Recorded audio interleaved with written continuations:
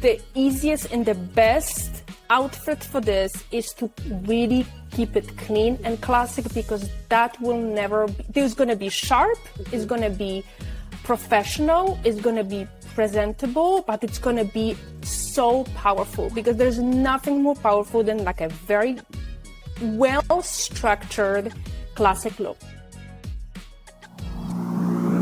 1, 2, 3, 4.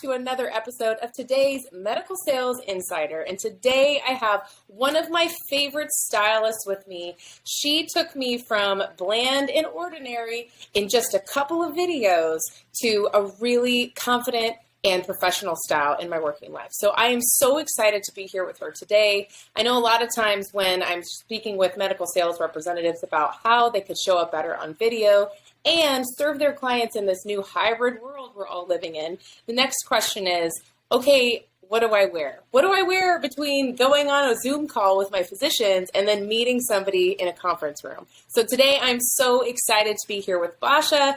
If you wouldn't mind, please introduce yourself and tell us about who you are and what you do for people. Of course. Well, thank you for having me. As you mentioned, my name is Basia Richard. I'm a stylist, been doing this for a really, really long time. Started as a celebrity stylist, so I've done a lot of different celebrity styles, them for different projects, everything from red carpet to editorials to advertising, music videos, you name it, I've done it. And then I sort of, that was in my, I would say, mid 20s to early 30s. I got really tired of serving a lot of busy celebrities, and I kind of wanted to, work for my own and work on my own schedule. And what I have found is that a lot of women who are entrepreneurs like I was as a stylist, obviously I had my own business, I was running my own service business, based business, they needed help as well in order to look professional, in order to look presentable, look put together and trustworthy. So those type of elements they were looking for, and that's part of, since I doing it for myself and I've done so many things in the past, this is sort of the path that I took. And also, that also kind of took me on a different journey of seeing the real transformations of real women who actually need that. It's just not another dress on another event just to take a photo, So this is definitely much more kind of happy journey, that I can just call it that way. That's great. And what I love about you is that you share from your own experience. I mean, you've been in the back room when you're trying to sew someone together before an event, right? And get that outfit just right for the red carpet. But now, I mean, you do so much more than that, even for people like me, just solopreneurs, right? I mean, for one thing, I remember the very first video I ever watched, I think it was over on YouTube. So if you guys aren't following Basia on YouTube by now, definitely make it the next thing you do after this podcast. But I remember thinking, this woman is going to save me money.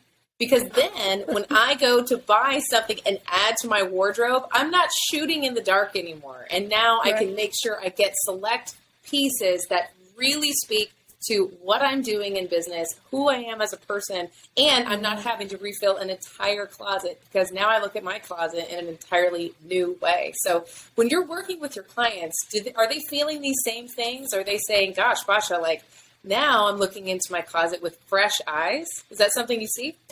Absolutely. Yeah, that's the one thing, exactly what you mentioned. A lot of times, that's one of the objectives I hear. Working with a stylist costs a lot of money, but in the end game, what happens is that you really have somebody on your side who tells you what to buy, what not to buy, where to invest, where to save in order to actually have the wardrobe that you're going to wear. Because most of the time, my clients have all this wardrobe, they have all those clothes, but then they feel self-conscious. Does it look good on me? I don't know. Do I look presentable? They question themselves. They feel like they wear amazing outfit. By the end of the day, it's like, I don't think this looks good. So, that extra pair of eyes, it's helping them, like you mentioned, to save money, because then you're not buying just some random pieces that just throw it in your closet and hoping you're going to wear it one day, or you're not really questioning your looking, kind of worrying about it. You just put an outfit. If you're not sure, I always say, send it in a Facebook group. We have a Facebook group for my clients, and I always reply. So it's definitely saving a lot of money. And most importantly, making you feel like you have a wardrobe that actually, making you look presentable, making you look trustworthy and feel actually good in what you're wearing, right? Because if you're not feeling good, it's just going to be kind of, sitting in front of that camera and zooming like, I don't know, how is this color looks like on, I don't know, maybe the necklace too big, like you're just kind of questioning yourself, right? Yes. So. Yes, exactly. Well, and, for everyone who's listening to this podcast, the majority of, men and women here are in medical sales. So when you're in front of that physician, whether you're in the OR or you're on a camera, speaking to them over Zoom or Microsoft Teams or whatever it is, you can't afford to be worrying about your outfit. That already has to be done way on the front end so that when you are in that moment, you can focus on the clinical aspects of what you're selling, connecting with that physician and impacting the patient's life that's on the other end of that discussion. So I really love how you take this mystery off the table for us, because I know I can't be the only one here who has sat in her closet and stared for 30 minutes and then ended up walking out with my hands up in the air like, I don't know what I'm going to wear. I'm more confused than when I went in. So can you kind of break it down for us? Because I remember seeing something you posted a year ago. And it was about the staples that everybody needs in their closet. So can you talk a little bit about a couple of staple pieces that will help a professional woman or man, but right now I guess we're probably talking mostly about women, since that is your target. But can you talk a little bit about what every woman needs to have in her closet so she can be ready and confident and come across with, authority at work? What do they need? What do we need? Well, so we have to go back to really looking at classic, because no matter where we are in life, that not only really applies to style, but the classic silhouettes, classic looks will never gonna be out of style. So this is sort of like, we're not even looking at what's your personal style, what sort of, type of silhouettes you are drawn to. We're looking at some staples, like you said, that's gonna look good on pretty much anyone. So something I'm wearing today, it's just a simple white button down. My shirt is, I just don't like anything that's touching my body, so I love oversized. Sure. But obviously you can wear something a little bit fitted. Now we can look also, if the white button down can be a little bit too, I would say maybe too polished, a little bit too almost like, I'm going to some kind of, I don't know, conference from like, I don't want to wear white, specifically like cotton, maybe like a silk, something that's a little bit more breezy. The fabric is going to be a little bit more rich, but in the same time, it's not so like kind of stiff, right? Just the cotton white button down looks like that. So, and also adding a little bit of print is always a good idea. So if you wear like a silk simple button down, maybe a delicate print, something really subtle, something maybe like I would say can be floral, so little floral, nothing too big. Obviously, another step with a blazer, but here's a kicker. So a blazer, especially on video, can look extremely stiff.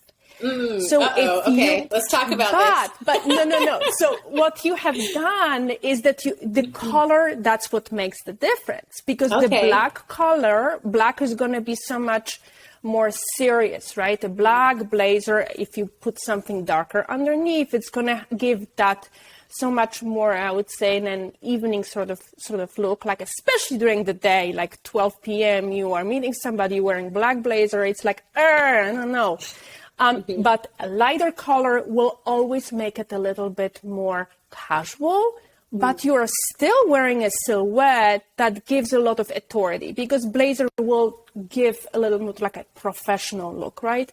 The color will make it a difference. So for you, this is great. So blazer makes you look professional, but the color is lighter. That's what makes it a little bit more casual. Anything else like crew neck are always really good. Something simple, because crew necks are great that we can layer some kind of jewelry, put a little bit of necklace, some kind of dainty pieces, nothing too big. Just big oversized sort of type of jewelry is very dated, so I would stay away from that. And I absolutely love what you have done actually with your style, how you took your sort of like a simple look to the next level. And I always comment about your earrings, which are also... Thank you. Because if you just put something like studs or something like simple, maybe hoops, that would be a little bit more professional, a little bit more put together. But you added a little cactus thing, makes it more fun, approachable. I absolutely love that. So small little details go a long way. Oh, I'm so glad to hear you say that. And you know what? For everybody listening, if you can't see us right now, I'm wearing some gold and silver saguaro cactus earrings my girlfriend got me a couple years ago. And I don't know, every time I wear them, I think of our time shopping in Old Town Auburn, California. So I love earrings. For me, when we all had to default to wearing masks for so long, I felt like I needed a little fun. And for me, that's how I brought that across. Now, I will admit, when I was in the field, though, in medical sales, I was terrified to wear fun jewelry because at the time, I was in my 20s. I was working in front of oncologists and medical oncologists and surgeons. And I wanted them to focus more even on what I was saying than on my jewelry at all. Now, there were some physicians, specifically other women physicians, who we really bonded over stuff like jewelry and workout routines and just things you talk about with your girlfriends. But especially when I was in front of male oncologists who are light years ahead of me in their education and in their professional careers, I really buttoned up. So I remember many, many times it would be quite stoic jewelry, if any at all. But now I love adding a little bit of fun. So do you feel like everyone should focus on their version of character within their style? Or do you think they should focus more on what is more common in their industry? I think both. Okay. Because on one hand, you want to stay true to yourself. So forcing yourself into something just because I'm going to look more professional, it's just not going to come really credible. Because just imagine yourself, you're throwing yourself something that you just don't feel comfortable, but you feel like you have to wear it because that is a professional look. On another hand, you do have to think about your clients and who you're meeting, when are you meeting, and the environment, obviously, and who you're working for, who is your ideal client, whoever we are meeting, industry, everything else. Because again, in sales, I cannot imagine you would go in some kind of, hoodie or something like that, because that's just not a professional look. But if you add a little bit of earrings to your, because that's what makes you, this is who you are, I love it, it reminds me of my trip, or this is sort of like the small little elements that I can express myself through, a little jewelry, floral printed blouse because I love romantic sort of kind of accents, then absolutely, this is how you want to do it. Obviously, you don't want to go, 180, like I said, and just completely go into, let me put a hoodie, why not? But on another hand, you don't want to also throw yourself into something that's not really an outfit that you feel comfortable in, and you, like we said a moment ago, you're going to be questioning yourself, right? So am I like too stiff in it? Am I too not looking kind of professional, credible, or I'm just overthinking what am I wearing? So I think it's just to stay in between, right? Yeah. Well, it's so interesting how now more than ever, personal brands have become center stage when it comes to sales. Whether you're embracing them or not, I highly encourage everyone in medical sales to really consider what their presence is, especially on LinkedIn, and what kind of personal brand they already bring across. Because the reality is, whether you're in sales or not, people already know you or know you for something. So like, for example, Basia, whenever I see you on LinkedIn, you are always buttoned up. And in fact, I recognize the shirt you're wearing right now because you wear it frequently. And I know that you wear this button up frequently with intention. It's because you know great style and you're teaching us something. So I almost associate like crisp white button ups with this casual style with you because it's part of your brand. So, do you think there is an element of repetition in our style that we should embrace so that when people see us, for me, for example, I wear fun earrings. For you, you often wear these really beautiful starched but casual button-ups. Do you think that there should be an element of repetition when we're representing ourselves with what we wear? Yes. So like you mentioned, button up is my staple. I cannot wear anything else. It's just who I am. This is me. I have different colors, different patterns, and I have jumpsuits with button up buttons and shirts and things like that. For you, like you mentioned, are the earrings. I always see you. I'm like, first thing I'm thinking, what are the earrings today? I literally look for them. I love it. I don't know if it's because I'm a stylist, I'm gonna obsess with that, but I think it's just finding, not maybe always necessary a silhouette or not necessarily maybe, and it can be a style also. So if you are in love with some sort of patterns, with some sort of color that you look really good in, or you feel really good in. So this is sort of that you can stick to. Obviously, wearing the same thing over and over, I would not wear the white button-out shirt constantly, but I wear a shirt because that's how I feel, this is just me. This is who I am. Yeah. So finding that one thing that kind of represents me as a person, that might be a silhouette, it might be a color, it might be a pattern, might be a style, is what people will kind of remember you. So, but one thing I want to notice and maybe mention, wearing your branding colors constantly is absolutely a big no-no. So don't do. When I see constantly the same person, I have one, I'm not going to mention who, but wearing the same color all the time on every video is the branding color. I'm like, okay, that's enough of this. I can't do it anymore. Yeah. I remember making that mistake when I first started my business and just started with branding. And at the time, my colors were kind of like a pink and something else. And it ended up not really resonating with my audience after all. But I really thought that I needed to buy every sweater out there in this pink color. I think it was also green. And that, I mean, if you look back at probably things I did on LinkedIn like 3 years ago, you'll be like, oh yeah, there's Claire in that pink sweater again. Come on, girl, like shake it up a little. But, you know, we feel like, you know, we've got to embody the brand, and sometimes we get stuck in things like that. So speaking of that as kind of a faux pas, so if anybody is going to plan on wearing the same sweater for the rest of the year, Bosch is telling you, you don't have to do this. But what are some other things that you see commonly, other pitfalls in fashion that you can help us avoid? What are some other things that we should not do? Well, definitely dressing in some kind of, I'm calling it dated look. So going into dated. So like I mentioned, big chunky jewelry, something that it's plasticky.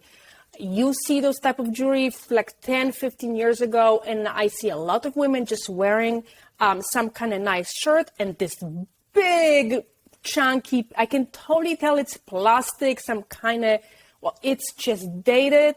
It's not good. Another thing, big patterns, so big prints. So big prints usually going to make us look big on camera, and they are extremely distracting. Wow. So any type of big prints are a big no-no.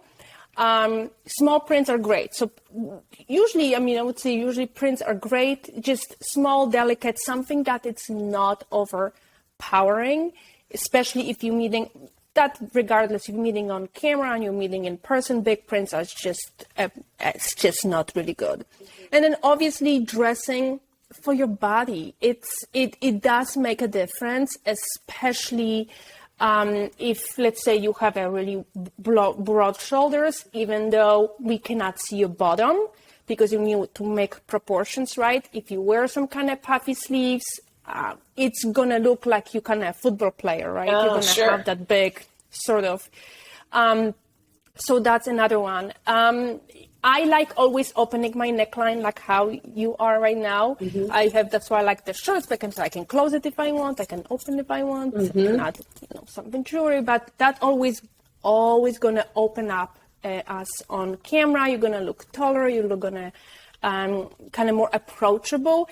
Again, you can wear closed toe if you want, that's totally fine as well. It's, switching a little bit back and forth is always a good idea. On camera, another thing, stripes. This is something that I would definitely not do, or any type of texture, like repeated texture. If you can see, it's very tiny little stripes. They're going to make this sort of like a moire effect. It's like an effect you can see on TV very often. It's sort of like those prints kind of blend in. They blend together and they create some kind of like a weird effect, like a strobing almost effect. So that's just not really good. Stripes are fine if they are thick. I love stripes. I wear stripes, but I always pick thicker stripes, and also any type of patterns on some kind of texture that's gonna have that type of repeated kind of texture, right? So in shirts and a thing like that with. Again, that's going to give that like a strobing effect. So that's for the camera, not the best, and not the best thing. Other than that, I always say wear whatever makes you feel comfortable, whatever makes you feel good, and make you feel confident, I guess. Yeah, because when we're comfortable in what we're wearing, and we don't have to think about it, right? Then we can be confident in other areas. We've all had that shirt or those pair of pants we wore, and suddenly they don't fit quite right, or they're too tight, or we're just not sure. And so we're pulling and picking at it and trying to focus on other things, but we can't because we're worried about our outfit. So I'm glad that you said that. I can see where being more confident in what you're wearing can also breed confidence in what you're doing. So I like that you've shared the difference between in-person and video. Okay. So do you think that most styles carry between both, other than the small patterns that can kind of have that strange strobing effect? Do you think otherwise? Absolutely. Is there a way to gauge what's going to carry you from your Zoom meeting and straight into the operating room? Yes. So, when I shop or I kind of think about a look, or if I want to add something to my sort of my wardrobe, I really think about how am I going to wear it and where I'm going to wear it? How is that going to fit my lifestyle? Because essentially, if we don't wear something in our closets, because most of the time it does not fit into our lifestyle, doesn't fit into activities that we are doing. So if you have a bunch of, dresses you wore before pandemic, they obviously been sitting in your closet for a really long time. And you wore most of the time for the past 2 years some kind of, sweatpants, and you wore like a kind of nice shirt and call it a day. But today we're doing so much more. And so the way I look at it is I'm thinking about that specific outfit. How is that going to fit into my lifestyle? So I think about meeting on Zoom. Can I wear it on camera for my new YouTube video? Can I wear it to dinner? Can I wear it to, let's say, dropping off my daughter to school and then meeting somebody after? So I'm thinking about all those kind of activities I'm doing. I'm looking at all my lifestyle. And I'm thinking, how am I going to have this piece of wardrobe fit into as many activities that I'm doing? Yeah. So today we talked about my white button-down shirt. I had actually open house at my daughter's school this morning. So I wore this shirt with high-waisted jeans and just simple sandals. I came home. Right away, first thing, I took off my jeans off and I put just a comfortable sweatpants. Now, I would wear the same sweatpants to drop off her to school if I don't have to meet anybody, and then maybe do like a grocery shopping on the way home. So again, this all gonna fit into different lifestyles, right? Yeah. My one most favorite kind of piece of clothing I wear a lot when I don't have to change is a jumpsuit, because I just put it on, call it a day. Yeah. It's only a question of different shoes. If I have to do something like go for a dinner or something like that, I wear a little bit of sandals, small heel.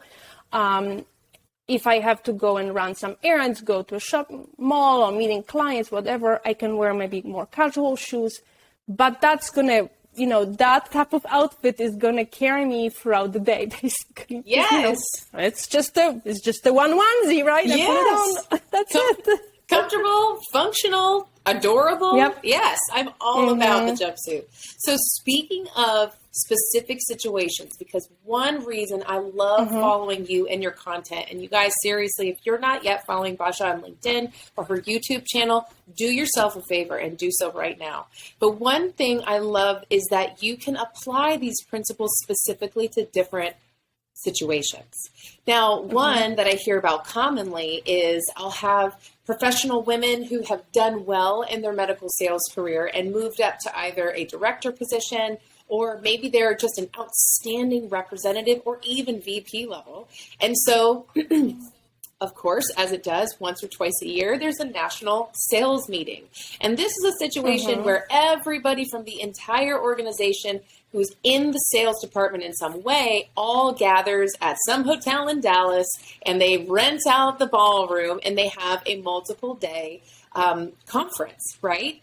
And if you do well on a team, or if you're the VP of sales, you inevitably have to get up and give a speech. So if you were speaking to somebody who was about to go up there and give a speech and either talk about their sales strategy that's working for them, to share that with the team, or they're just trying to inspire the sales force, but they want to come across, she wants to come across professional, she wants to feel comfortable, but she's got to really play up the style a bit because she's running the show. What would you what kind of advice would you give to her when she's packing for that event? Well, I always start with time of the event, because we cannot talk about an outfit unless we know if it's going to happen at a lunchtime or it's a dinner. What is the dress code? Because again, I cannot give you an advice until I know what is a dress code. If it's in Dallas, might be in the evening, 7 o'clock with dinner. I'm already thinking there's going to be probably Four Seasons somewhere in Fort Worth, Texas, somewhere outside maybe Dallas or somewhere like that. I'm already kind of visually seeing all those women. Yeah. I think the easiest and the best outfit for this is to really keep it clean and classic, because that will never be, there's going to be sharp, it's going to be professional, it's going to be presentable, but it's going to be so powerful, because there's nothing more powerful than like a very well structured classic look. So I'm thinking it can be a pantsuit, doesn't need to be black, it can be navy, it can be any other color, whatever the color a person likes to wear, but a structure on something that it's so smart that the blazer fits like a glove, the pants are just perfect, high heels, and this is the most powerful kind of sort of outfit that a woman can really, come out on stage and just give the speech or of her life, or this is a really, and another silhouette would be a sheath dress. So it's sort of like a dress that belongs in like a courtroom. Okay. It's like a courtroom attire sort of. So really well structured. Again, everything comes down to smart structure, a really well fitted silhouette. That's more important than actually a style, because there's nothing more distracting or more like off, sort of like confusing if somebody is wearing something that it just does not fit well. So I would say a really good pantsuit in one color with something simple underneath, a simple necklace, some kind of dainty necklace, can be earrings, high heels, doesn't need to be super high, but closed toe, heels, something classic and clean, or like one of those very smart, well-fitted, like Victoria Beckham dresses, one of those dresses that just follows nicely your curves, but it gives that kind of powerful and smart sort of like presence. And I think this type of, in the environment that we're talking, obviously at 1 p.m. there'll be a little bit different. Sure.